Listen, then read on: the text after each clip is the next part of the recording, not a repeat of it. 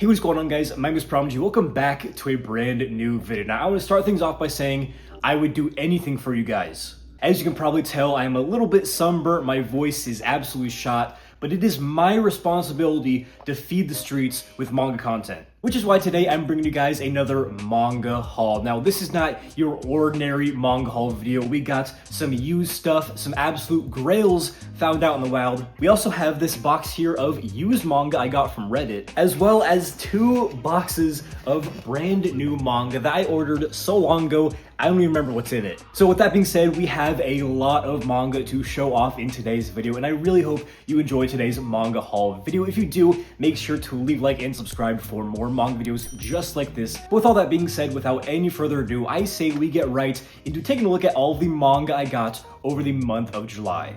So I think we'll make ourselves a little bit of an unboxing sandwich. We're going to start off with this used manga I got from Reddit, open this package up. Then we'll take a look at some manga that I bought secondhand this month, and then finish things off with the 2 boxes of new manga. And while I'm opening this up, I guess I can't just not say why I got a little sun and my voice is shredded. I was actually at the Hinterland Festival, which, if you guys don't know, is a big music festival in the heart of Iowa. You know, as far as big musical events go, Iowa is definitely not going to be one of an artist's main tour dates, but sometimes we do have some fun stuff, and Hinterland is a yearly festival where we get some great acts. So yesterday we had acts like Royal Otis, Remy Wolf, Clairo was great, and then Tyler the Creator was the headliner. Clairo and Tyler are artists that I'm especially fond of, so it was great to see them live. They were both amazing. But now that we've got the explanation out of the way as to why I look and sound like a complete train wreck today, we got the box open.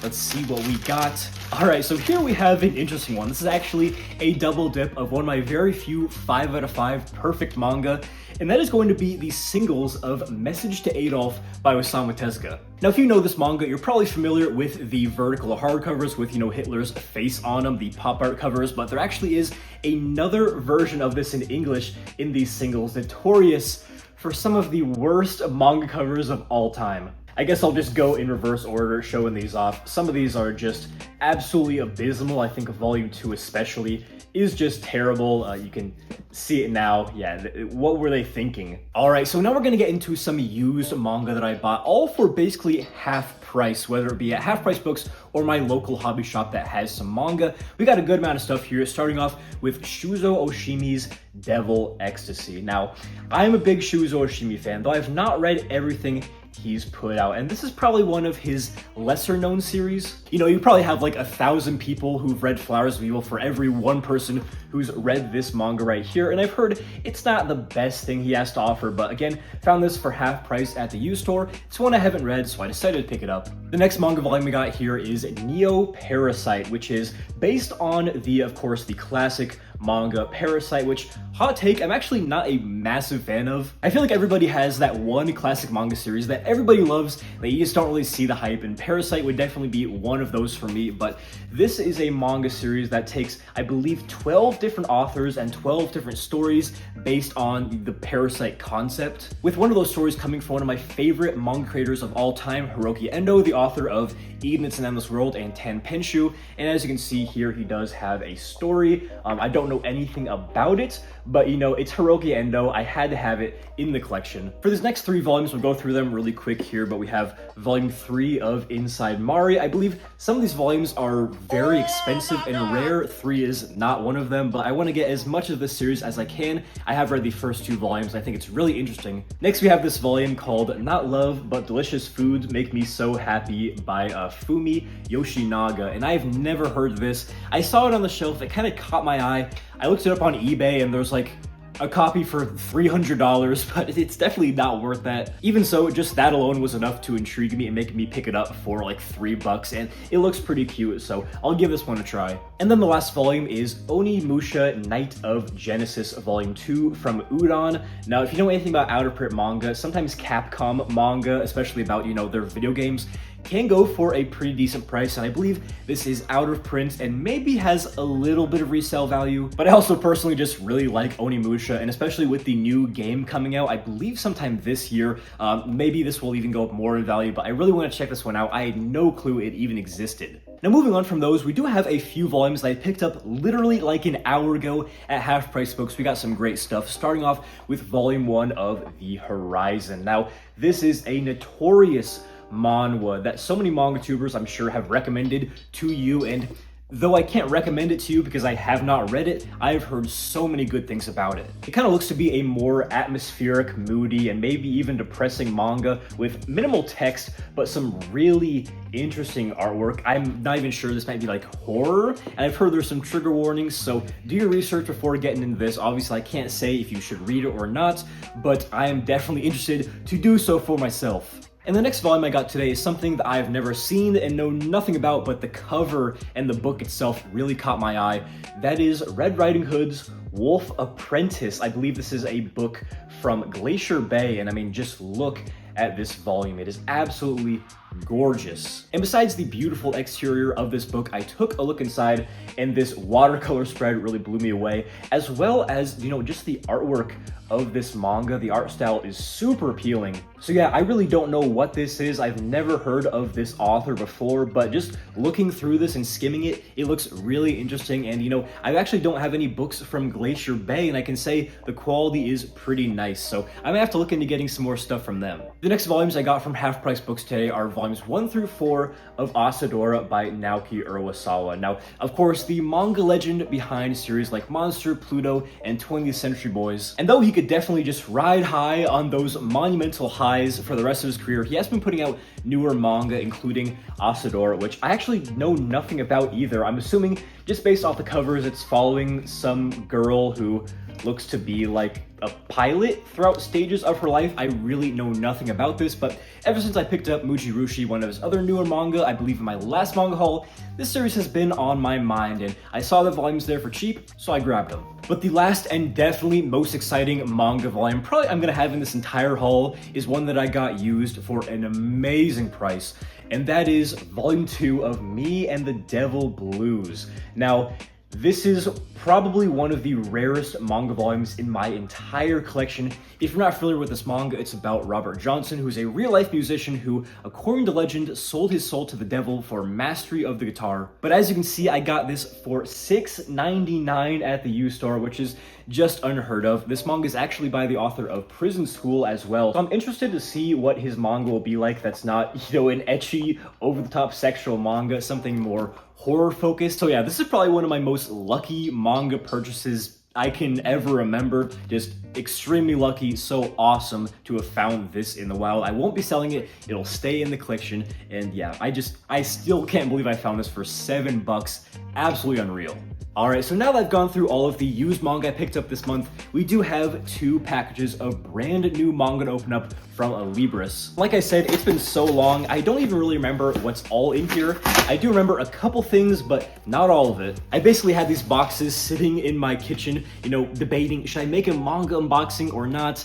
I finally decided to do one. Well, go ahead and take these volumes out. Looks like we have 3 books in this box, starting off with volume 17 of Burinson's Fist of the North Star. I believe this is the newest one that is currently out. I think we only have like 1 or 2 more of these until we have the entire series of Fist of the North Star in these beautiful hardcovers. The next book I have here is another hardcover, and probably the book I'm excited for the most out of these new manga boxes, and that is the newest hardcover of Ashita no Jo, Fight for Tomorrow. Now, these are beautiful hardcovers from Kodansha for one of the most classic and influential sports manga that exists. And I gotta say, I read the first hardcover a couple months ago, and I just could not wait for this second book to become available. I mean, I don't want to say anything too early, but this could definitely be another PromG 10 out of 10 manga. Just the classic artwork, the humor, and the way that our 2 main characters' relationship was kind of forming in that first volume, just imagining where it's gonna go later in this series. I cannot wait. I can see why this is a classic and a highly regarded manga for a very good reason. So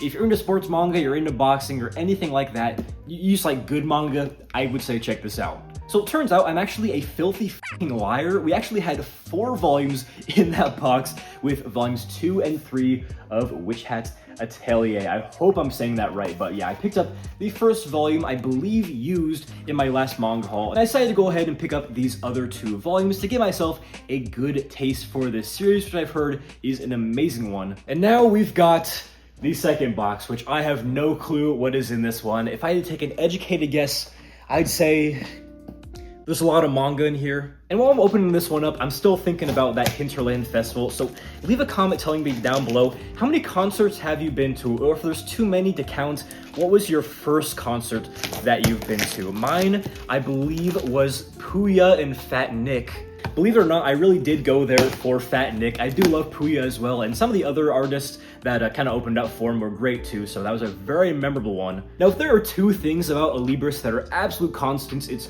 their low prices and their funky freaking packaging. Now, as you saw in that last one, was like a kind of box sleeve, it wasn't even really a box. And for this one, inside the box, we have a slab of cardboard with a plastic sleeve holding everything in. We'll go ahead and start things off with a bang. We got the newest volume of Vinland Saga. This is volume 14, of course, from Makoto Yukimura. Now, it was actually just announced, or I guess not announced, but this series ended in Japan, I think, like last week. And you know, on the one hand, it's always sad to see one of your favorite manga of all time end, but it'll be nice to finally have it all in the collection physically. Granted, Kodansha actually releases the final volume by the time I'm like 90 years old. Next up here, we got another volume from my favorites and an absolute classic as well. That is the newest volume of Berserk, volume 42.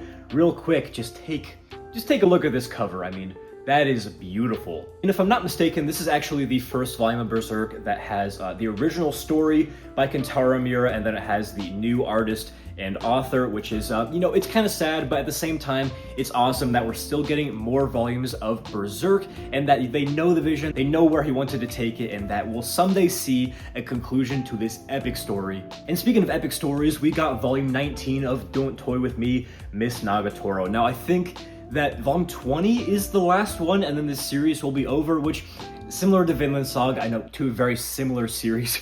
It's very sad to see one of your, you know, a manga that's close to your heart end, but I'm looking forward to seeing this story wrap up. I'm sure it's going to be very cute, just like the rest of this manga, and yeah, I'm trying not to get teary-eyed here. Next up here, we got the 2 newest omnibus of The Fable. Now, one of these is shrink-wrapped, the other is not, so I'm kind of curious to see what's in the shrink wrap one. But yeah, every time I do a manga haul and there are Fable volumes, I say the same thing. This manga is just so much fun. Plenty of action, plenty of humor, and just a great time all around. Highly recommend this one. Next up here, we got volume 30 of One Punch Man. Now, I've said in so many videos, once I get up to 30 volumes stockpiled, I'm gonna catch up to date, and you know, I think I have like 7 or 8 of these volumes that I have not read on my shelf. I've been waiting for volume 30 to come out, a nice round number. So it's finally time to get back into One Punch Man, a manga that I probably have not read in like a couple years, which is crazy to think about. Looks like we also have volume 16 of Fist of the North Star here.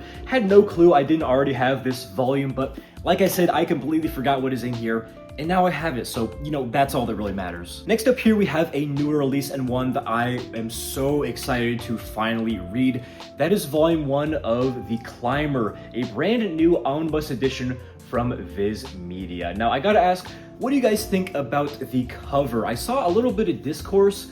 People didn't like the font. I personally think it's fine. I mean, it's hard to mess up a cover this beautiful. But yeah, obviously, The Climber is a super popular manga, especially with seinen fans. This is like one of the grails. It's crazy we finally have a physical book, which is about mountain climbing, I believe solo mountain climbing specifically. So yeah, I love sports manga, obviously, and I've actually watched a couple movies about climbing recently. So that's kind of a funny coincidence, but regardless of that, I'm super excited to dig into this one. Heard nothing but great things about it. Shinichi Sakamoto is a master of manga, so I'm sure this one is going to be one of my favorite reads of the entire year. The next 2 books we got here are volumes 4 and 5 of Trillion Game. Now, this is one of the ongoing manga that I'm reading that I am just absolutely loving. It's basically about these 2 teenagers, one who is a computer genius and the other who's basically a charismatic con man, and they team up with the goal of making 1 trillion yen getting into business. And you know, As a marketing person, as a business professional,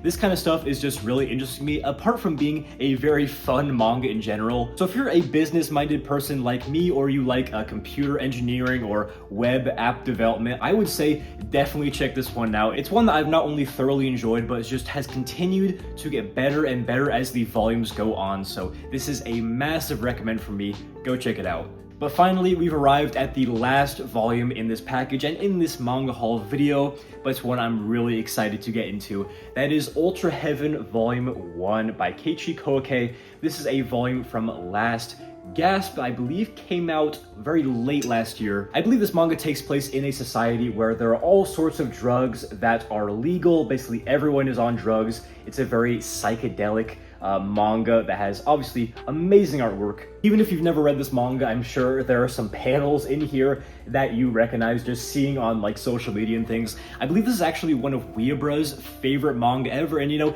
he hasn't uploaded in a while, but I still think about my man and how much he loves this manga, so that's one of the reasons I wanted to pick this up. I've heard it's a great one, and of course I love trippy stuff, so I'm sure this one will be right up my alley. Anyways guys, that's going to do it for today's manga haul video. I really hope you guys enjoyed seeing all the manga I unboxed and picked up this month of July. If you did, make sure to leave a like and subscribe for more manga videos just like this. So yeah, this has been ThePromG. Hopefully you enjoyed the video, and as always, hope to catch you in the next one.